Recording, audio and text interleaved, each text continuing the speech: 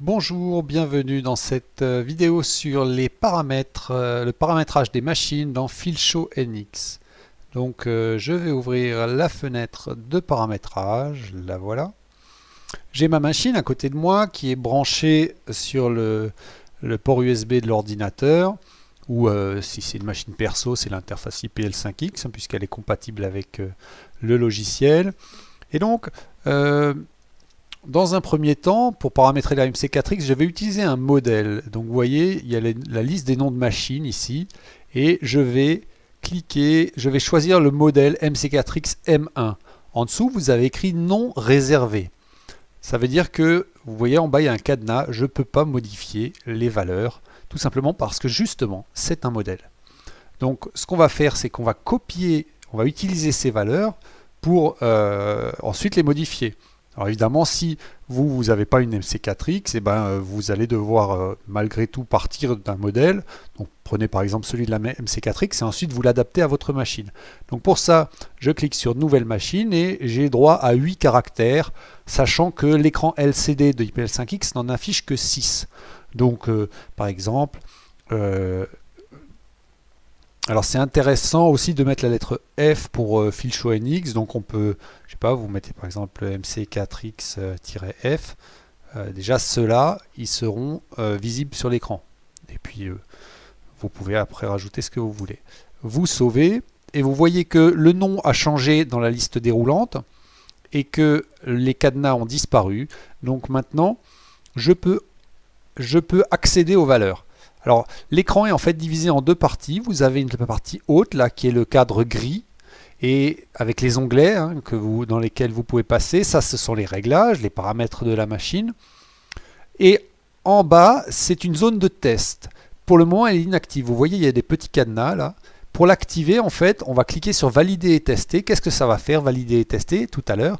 Ça va en fait envoyer la table dans les mémoires de l'interface, dans une mémoire de l'interface pour modifier la table qui est en mémoire dans l'interface, et ensuite en même temps ça va aussi enregistrer certains paramètres dans le logiciel puisqu'ils ne sont pas tous enregistrés dans l'interface, et ça va permettre d'accéder au test. Donc il y a trois interfaces il y a trois mémoires par contre dans l'interface. Si vous utilisez deux logiciels, par exemple comme RPFC ou Filshow NX, je vous conseille de mettre la table de RPFC dans une mémoire, la table de Filshow NX dans une autre mémoire. Par exemple là, je suis sur ma machine personnelle, je vais vous faire un exemple. Au lieu d'effacer la table MC4X FNX que j'ai en mémoire 1, ce que je vais faire, c'est que je vais utiliser la mémoire 2, et donc je vais mettre MC4XF dans la mémoire 2, et le logiciel, lui, à l'ouverture, il va détecter que c'est dans la mémoire 2 qu'il va devoir aller chercher l'interface. Regardez, démonstration. Donc je fais la MC4X M1 qui pour l'instant est en mémoire 2, je fais valider et tester, ce nom change, voilà, il devient MC4XF, et en bas, je peux maintenant valider.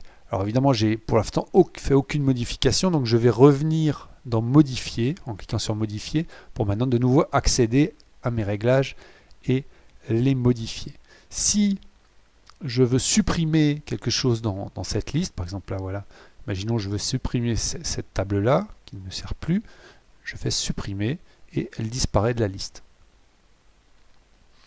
Alors, qu'est-ce qui se passe à l'ouverture maintenant que j'ai écrit une table dans le... Donc si je referme le logiciel et que je le réouvre, si je lance, qu'est-ce que fait le logiciel? Eh ben, il me dit, voilà, la dernière machine utilisée c'était MC4XF. J'ai fouillé, j'ai trouvé une interface compatible, j'ai fouillé dans les mémoires, j'ai trouvé un nom, et en plus, même nom et même définition des sorties actives. C'est-à-dire qu'il n'a pas juste vérifié le nom, il a en plus vérifié que ce que lui il avait en mémoire en termes de caractéristiques machine, c'est la même chose que ce qu'il y a dans l'interface. Et du coup, il la reconnaît. Donc même si vous avez d'autres tables pour d'autres logiciels, il ne va pas les prendre, il va prendre que celles pour Filshow NX. Donc retournons dans les paramètres. Voilà. Alors, on va passer ça en revue. le premier tableau, c'est celui qui va vous permettre de définir, de travailler sur les mouvements des moteurs. Donc, les axes s'appellent X1, X2, Y1, Y2 parce qu'en fait ça dépend vraiment des machines, de comment vous avez affecté vos axes. Mais là, globalement, dans FilchONX, X1 c'est X gauche. Hein, donc là vous avez ma webcam à gauche qui représente ma machine. Hein, c'est la vraie. Hein. Si je mets ma main, vous voyez, hop, elle est à côté de moi. Et donc X1 c'est X gauche, c'est-à-dire c'est l'axe qui est à gauche quand on regarde l'interface, quand on regarde le boîtier. X droite c'est à droite. De même, alors le X c'est l'axe horizontal. Hein. Le Y1 c'est le Y gauche, donc il est vertical, et le Y2 c'est le Y droit, il est vertical également. Et A, ça c'est si on met un plateau rotatif, mais pour l'instant c'est pas implémenté dans le logiciel, c'est quelque chose qui viendra peut-être en cours d'année, mais voilà, je l'ai déjà prévu dans les paramètres parce que c'est un gros travail, cette fenêtre de paramètres représente un gros travail, donc j'en ai profité pour le mettre dedans. Pour le moment on ne remplira rien ici. Donc là ensuite, on a, première ligne, les sorties DIR. Donc là, DIR ça veut dire direction. C'est les sorties qui indiquent au moteur dans quel sens tourner. Il y a 10 sorties sur IPL5X, donc vous choisissez laquelle vous utilisez. Hein. Donc ça dépendra de votre branchement. Pour la MC4X, ce sont celles-là. Et c'est cette sortie qui définit le sens du moteur. Donc si un moteur tourne dans le mauvais sens, ben on change le sens ici en modifiant la case à cocher qui est en dessous. Les sorties non utilisées, si par exemple le plateau tournant n'est pas affecté, ben on met les 4 petits tirets. Et si vous cherchez à affecter une sortie qui est déjà affectée, ben normalement ça ne va pas marcher. Quand vous allez valider et tester, il va râler. Voilà, il va vous dire c'est pas possible. Donc, alors là j'étais à combien? 7, 8, j'étais à 8 là. Voilà, là il est d'accord. Voilà. On ne peut pas faire sortir, utiliser la même sortie pour 2 signaux. Bon, alors, pour les pas, ça ce sont les pulsations qui vont dire au moteur à quelle vitesse tourner. Généralement les signaux sont rarement inversés, ça dépend de votre interface. Donc voilà, vous voyez ça va par 2, hein, 3, 4, 5, 6, 7, 8, 9, 10. C'est assez logique sur la MC4X. Pas par tour moteur, ça dépend de votre moteur. Le plus courant souvent maintenant c'est 200 pas, mais sur la MC4X c'est des 400 pas pour avoir des mouvements plus fluides. Pareil pour les micro pas, vous mettez juste le plus courant actuellement c'est du 16e, mais sur la MC4X on est en 32e pour avoir des mouvements plus fluides aussi. Là vous mettez vraiment les valeurs réelles, vous cherchez pas à calculer, à faire de calcul en fait, hein. Ça c'est les valeurs nominales qui sont, par exemple les micro-pas, ça se règle avec des cavaliers sur l'interface et c'est tout. Les drivers, ça veut dire qu'ils vont découper un pas moteur en 32 pas différents. Donc au lieu d'avoir en fait 400 pas sur un tour, vous pourrez avoir 400 x 32 pas. 4000, 3, 4, 12, oui, 12 800 pas. Donc les millimètres par tour ici, ça c'est la réduction mécanique. Donc si vous avez par exemple des courroies et des poulies de 20 dents comme sur des courroies au pas de 2 et des poulies de 20 dents comme sur la MC4X, vous serez à 40 mm par tour. Pareil, si vous avez des tiges filetées de 6 mm, ben vous mettrez 1, puisque normalement vous faites 1 mm par tour. Alors attention, si vous avez des tiges filetées de 1, ne prenez pas des micro-pas en 32 ne mettez pas 32 micro-pas par tour et ne prenez pas forcément des moteurs 400 pas parce que sinon ça va vous faire beaucoup trop d'informations à passer. Vous allez avoir 1280 pas pour 12 800 pas pour 1 mm. La fréquence de transfert des informations risque d'être vraiment trop élevée. Donc il faut adapter vos micro-pas, vos pas par tour moteur à votre résolution mécanique. Donc là on a 40 mm par tour parce qu'on est en courroie et que un tour de poulie avec des poulies 20 dents et donc un tour de poulie, ben, ça correspond à un tour du moteur, on est en prise directe et donc à 40, comme le pas des 20 x 2, le pas est de 2, 20 x 2 ça fait 40 mm par tour. Inverser le signal on-off moteur, ça dépend de votre carte. La carte de la MC4X, elle utilise des drivers qui ont besoin d'un signal inversé, donc vous cochez ou vous décochez. Là, il faut rester coché. C'est le signal qui dit au moteur d'être sous tension ou hors tension. Ensuite, avant de faire les premiers tests, on va aller un petit peu voir les réglages. Les réglages, ce sont les vitesses. Donc Vmax sans accélération, ça c'est la vitesse qui va être utilisée au maximum par les chariots lors d'une découpe. Puisque pour qu'une découpe se passe bien, il ne faut pas qu'il y ait de modification de la vitesse pendant la découpe. Donc pas de rampe d'accélération, pas de rampe de décélération. On passe instantanément de 0 à 40 mm par seconde quand on démarre. On s'arrête instantanément de 40 à 0. Vmax avec accélération, là c'est pour les mouvements rapides. On peut avoir des rampes d'accélération. Et donc ça, dans Filshow NX, ça ne se fera jamais dans la matière, ça se fera toujours hors matière. Mais on peut aller plus vite en démarrant plus doucement et en montant progressivement. La rampe peut être plus ou moins raide, et donc avec le curseur ici, vous pouvez régler la raideur de cette rampe. Sur MC4X, restez sur 6. Fréquence de l'interpolateur, faites très attention à ça. La MC4X accepte une fréquence maximale. Ça, c'est la fréquence de pulsation en fait, à laquelle les ordres peuvent être envoyés au maximum par l'interpolateur. Si vous êtes par exemple sur une MM2001 derrière qui est elle-même alimentée par IPL5X, il faudra baisser cette fréquence à 20 ou à 30. Parce que sinon vos moteurs vont décrocher. La MM2001 ne sera pas capable de tenir la fréquence. MM2001 HL, avec le protocole HL, le firmware HL doit tenir 30 kHz, mais pas plus. Au-delà, le moteur va commencer à fonctionner et ensuite ça va décrocher. Chauffe maxi du fil. Ça, on verra comment le tester en bas. C'est sur les tables étroites ou pas, en fonction de votre puissance. Si vous chauffez trop, votre fil devient très rouge, il peut casser. Vous allez même pouvoir le faire fondre si vous restez à 100%. Donc, vous avez la possibilité de brider en fait IPL5X. Et là, je bride à 80%. Si, par exemple, le jour où je veux découper de l'EPP, je vois que je suis un peu juste, eh ben, je vais gratter un petit peu, 5%, 10%, mais toujours en surveillant étroitement mon fil. La durée de préchauffe. La durée de préchauffe, c'est une temporisation. Vous voyez, ce sont des secondes. C'est la durée pendant laquelle le fil ne va pas bouger avant une découpe. Mais il va se mettre en chauffe. On le met en chauffe et on bouge qu'au bout de 2 secondes. Alors celle-là, je vous invite en fait à la baisser à 1 seconde parce que finalement les fils actuels maintenant, ils sont devenus, ils sont très fins. On est en 0,2, ils ont quasiment pas d'inertie, ça va très vite. Quand on utilisait des fils en 0,5 mm de diamètre, c'était différent. On avait une préchauffe qui pouvait durer.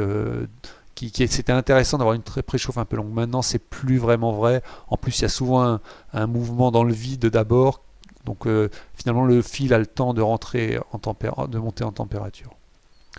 Dernière case, celle-là, importante aussi, IPL5X a l'interface de la MC4X a la possibilité de mettre automatiquement les moteurs hors tension à la fin d'un mouvement.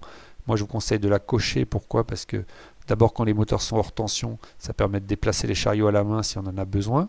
On va voir que là pour les tests on va le faire. Et ensuite parce que si on les laisse sous tension, ils ont tendance à chauffer et donc c'est pas génial en termes de durée de vie. Donc moi carrément je mets un délai de 1 seconde, c'est-à-dire que en gros dès que le mouvement s'arrête, les moteurs après ils se mettent hors tension. On verra qu'il y a certains cas de figure dans lesquels il faut éviter que les moteurs se mettent hors tension. C'est notamment vrai lorsqu'on calibre un matériau, mais en fait, si on va dans la partie calibrage des matériaux de Filshow NX, ici, vous avez un bouton qui vous permet de mettre la tension des moteurs permanente, c'est-à-dire de lever cette automatisation. Voilà, il décoche temporairement cette case. Quand on en a besoin, on peut décocher temporairement cette case et la recocher après pour avoir... Pourquoi? Parce que si je vais vous montrer sur la webcam. Donc si je mets mon fil en biais et que je commence à tirer fort et que je lâche, et ben voilà, vous avez vu, il a bougé là. Il redescend. Parce que sous le poids du chariot, dès que les moteurs sont plus sous tension, le fil n'est pas retenu et donc ça peut bouger. Donc si on a besoin que le chariot reste immobile, il faut garder les moteurs sous tension. Alors soit on le fait en en désactivant l'automoteur off, soit on augmente la tempo, on peut aller jusqu'à 127 secondes, donc ça fait quand même 2 minutes. Bon, si on a des manipulations rapides à faire, ça peut suffire. Puis après, éventuellement, on la rebaisse. Donc voilà, 1 seconde, 2 secondes éventuellement. Donc voilà. Maintenant que j'ai tous les autres paramètres, finalement, ne sont pas essentiels au réglage. Donc les 2 premiers onglets, c'est vraiment ce qui vous permet de régler votre machine, de voir si tout marche dans le bon sens. Donc une fois qu'on a fait ces 2 premiers onglets, on va faire valider et tester. Et en bas, on va commencer à tester. Donc démonstration. Alors on se met loin des butées. On s'éloigne. Vous voyez, j'ai mis le fil en l'air. Je suis à au moins 5 cm des butées en X. Et je vais tester individuellement chaque côté pour voir si ça va dans le bon sens. En bas, je décoche 1 égale 2, vous voyez, pour pouvoir avoir des mouvements différents sur les 2 axes. Donc j'ai mis Y plus à gauche, X plus à droite. Donc ça veut dire que à droite, ça doit avancer de 10, à gauche, ça doit monter de 10. Et je fais Go. Alors on va voir ce qui se passe. Voilà. Donc là, on voit que j'ai inversé des choses et que du coup, X plus, le 2, il devrait aller vers le plus, c'est vers là, donc il devrait aller dans l'autre sens. Il ne va pas dans le bon sens. Donc, hop, je modifie. Donc ça, c'est X2, à droite. Je change. Allez. Et je recommence. Go. Voilà. Bon, Y plus, c'est bon. Lui, il est bon. Donc Y plus, là, à gauche, c'est Y1. Lui, il est bon. Alors maintenant, on teste Y2. Est-ce que lui, il monte aussi? Ouais, donc Y2, il est bon. Et maintenant, on va tester X1, donc il doit reculer. Est-ce qu'il va reculer? Non, il avance. Donc effectivement, lui, il faut l'inverser. Voilà. Valider et tester. Si maintenant on le fait, est-ce qu'il va reculer? Ouais, c'est bon, il recule. Donc pour voir un peu plus les mouvements maintenant, je vais les faire fonctionner ensemble. 1 égale 2. Donc les deux vers le haut. Ou alors, et puis je vais les faire aller plus vite. Voilà. Et on va faire carrément 100. Alors on va dégager un peu de... Voilà. Et on va mettre un petit coup d'accélération pour montrer. Alors là, on va carrément faire par valeur. Donc on va faire tout aller, pour vérifier bien que les 2 côtés ils font ce qu'il faut. Donc on va faire avancer. Est-ce que j'ai 200 là? Voilà, j'ai 150. Donc on va faire avancer de 150 à gauche. On va faire monter de 150 à gauche. Et on va faire reculer de 150 à droite. Et par contre, on va faire monter aussi de 150 à droite parce que on n'a pas la place pour descendre. Voilà. Et je fais à fond les manettes. Go. Voilà, ça fonctionne. Alors on voit que je suis un peu limite en termes de tension. Il faut que je fasse attention quand même à la tension de mon fil puisque je me suis bien mis en biais. Voilà. Et si je fais plus moins, on va inverser tous les mouvements et ça part dans l'autre sens. Voilà. Alors là, c'est avec accélération. Donc en fait, si on regarde mes réglages, je suis à 80 mm par seconde. En vrai, la MC4X est capable d'aller encore plus vite. On peut monter quasiment à 150 mm par seconde. Mais après, je peux vous faire une petite démo. Mais après, voilà, pour la machine, c'est pas génial. Ça sert pas à grand chose. Et puis ça l'abîme éventuellement plus qu'autre chose. Donc, alors si je fais plus moins, X1 avance, X2 recule. Et voilà, ça c'est bon. Voilà, hein. À 150 mm par seconde, ça dépote. Hein. Donc j'étais à 80, ça suffit bien. Le 40 mm par seconde, c'est lui qui est le plus important parce que ça va permettre au chariot d'aller quand même assez vite, 40 mm par seconde sans accélération. Et donc, quand il y a dans les découpes, ça va éviter que la vitesse soit bridée lorsqu'on fait des tronçons étroits. Voilà pour Le réglage, là maintenant, votre machine, elle a déjà tous ses moteurs qui fonctionnent dans le bon sens, donc on est super content. Alors une dernière chose, c'est on va tester la chauffe du fil. Comment on fait? On remonte le fil pour pas qu'il soit dans la table. Et ici, chauffe du fil, on va commencer bas. On met sur on. Alors quand vous l'entendez pas, mais moi je l'entends, il se met à chanter un peu. Et on va augmenter jusqu'à ce que la température... Alors là, il est déjà bridé, vous voyez, on ne peut pas monter au-delà de 80. Donc je l'arrête, je vais sur modifier, je le débride à 100, je redescends, et je le remets en fonctionnement. Et après, je le fais avancer doucement. Et quand je vois qu'il devient... Oula, il devient rouge, hein, je ne sais pas si on le voit, mais il faut rebaisser vite. Voilà, hop. Il est un petit peu trop, là, il est rouge cerise. Donc voilà, 80%, il commence à rosir, mais ça va. Donc je l'arrête et je le limite à 80%. Parce que je ne veux pas le faire fondre. Voilà, je valide et je reviens dans modifier. Les paramètres, ici c'est assez explicite. La course en X, ça c'est la course réelle. Donc là MC4X, ça permet 980 mm. En Y, on doit être à 505, 500, 505. Ça dépend un peu de l'épaisseur de votre plateau, donc il faut contrôler. Alors cette histoire d'origine en haut, origine en bas, ça c'est pour la Minicut 2D+, qui est une machine de CNC Fab qui a l'origine en haut. Parce que le plateau est en bois et que voilà, c'est une conception un peu différente. Pour la MC4X, l'origine est en bas et de toute façon, pour toutes les découpes 4 axes, l'origine doit être en bas. L'épaisseur du plateau rotatif, là on peut cocher, c'est quand il y a, pareil, ce que je vous ai dit tout à l'heure, c'est pas encore implémenté. Lorsqu'il y aura un plateau rotatif, d'implémenter, on pourra prendre en compte son épaisseur, donc on pourra le poser et donc l'origine sera plus haute. Hein. La marge du fil, donc pour l'instant on s'en sert pas de ça. La marge du fil par rapport à la table, ça c'est lors d'une découpe. C'est surtout vrai en 2D.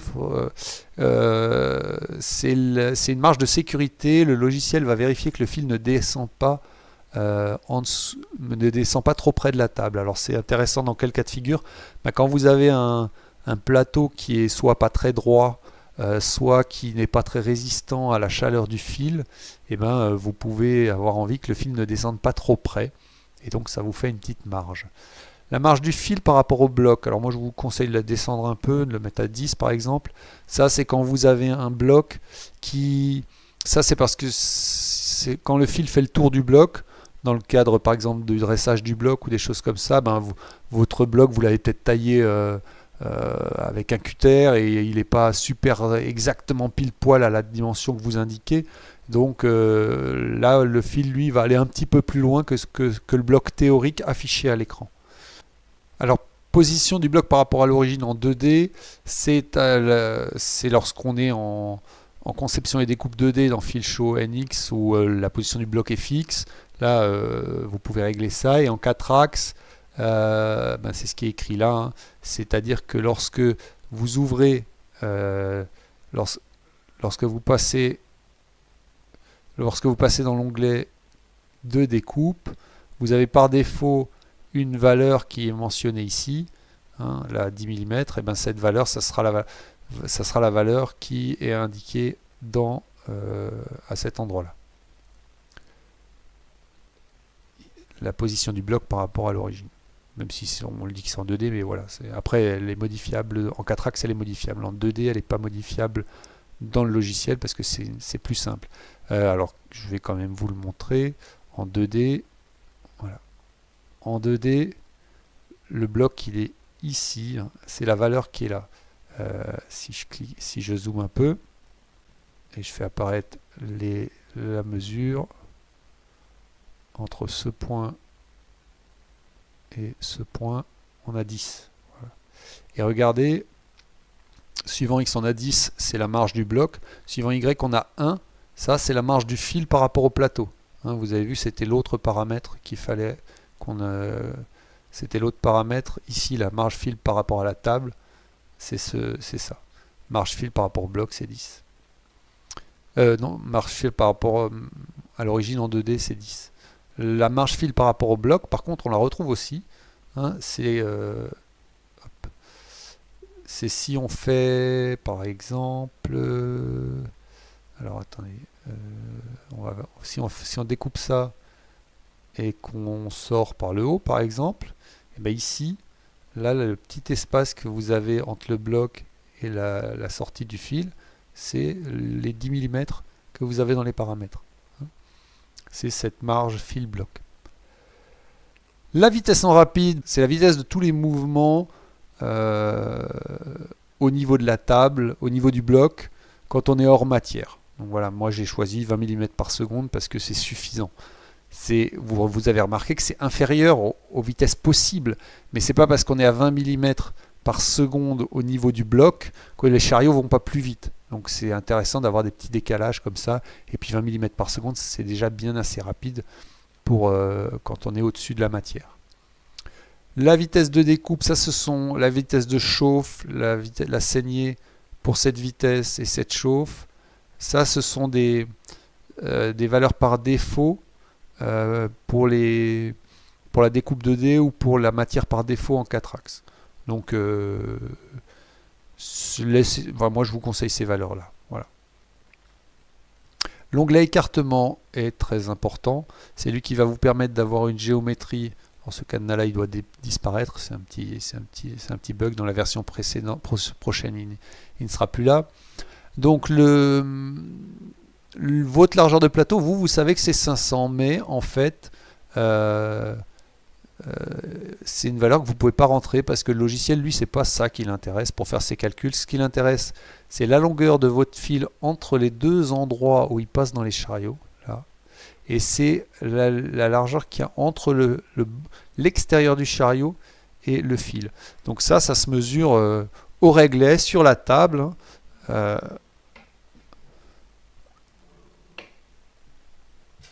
Donc là, on pose un réglet et on mesure ici le long, la distance entre la face du chariot et le bord de la table. Donc moi par exemple, et puis c'est pas forcément les mêmes. Hein, si on regarde ma machine à moi, vous voyez j'ai 9,5 d'un côté, 7,2 de l'autre, et après on a et 516,7. Et effectivement j'ai un plateau de 500. La longueur maxi du fil, donc ça pour la calculer, pour la mesurer, c'est oula. Pour la mesurer, vous étirez votre fil en bougeant vos chariots. Et puis quand le ressort, vous voyez que qui commence à être très contraint, vous pensez qu'il est en limite de résistance de ce que la machine, voilà, que c'est raisonnable, on va dire. Et vous mesurez le fil, la longueur du fil. Si vous faites un mouvement en découpe qui dépasse cette longueur, le logiciel vous le signalera et il vous tracera en rouge les endroits où le fil est trop long. Alors, ranger le fil plus bas que l'origine. Alors ça, chez moi, j'aurais dû le modifier. 1,5, voilà. C'est parce que moi sur ma machine, vous voyez, j'ai une saignée dans le plateau.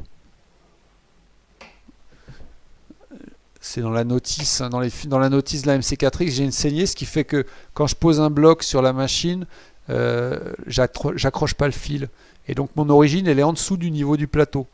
Du coup, c'est vachement intéressant, hein, parce que voilà, vous voyez, le fil gêne pas du tout, parce que sinon on a toujours tendance à l'accrocher. Donc c'est quand même une feature vraiment sympa.